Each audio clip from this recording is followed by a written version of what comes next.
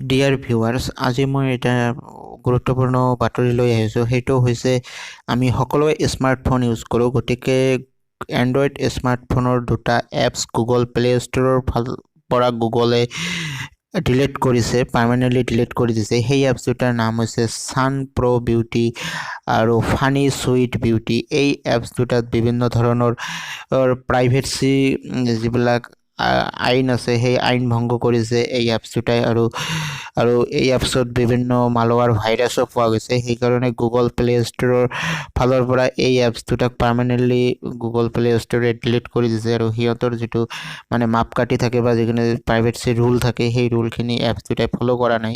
নকৰাৰ ফলত সেই এপছ দুটাক পাৰ্মানেণ্টলি ডিলিট কৰি দিছে গুগল প্লে' ষ্ট'ৰৰ ফালৰ পৰা। যদি আপোনালোকৰ মোবাইলতো এই এপছ দুটা ইনষ্টল হৈ আছে তেনেহ'লে এপছ দুটা আপোনালোকে আনইনষ্টল কৰি দিয়ক। আৰু এপছ দুটাৰ প্ৰধান কাম হৈছে চেলফি কেমেৰা যেতিয়া আমি ইউজ কৰোঁ এই এপছ দুটাৰ জৰিয়তে যদি চেলফি কেমেৰা ইউজ কৰোঁ ফটোবোৰ বহুত ভাল হয়, কিবাকিবি হয়, বিভিন্ন ডিজাইনিং কৰিব পাৰোঁ ফটোৰ ওপৰত।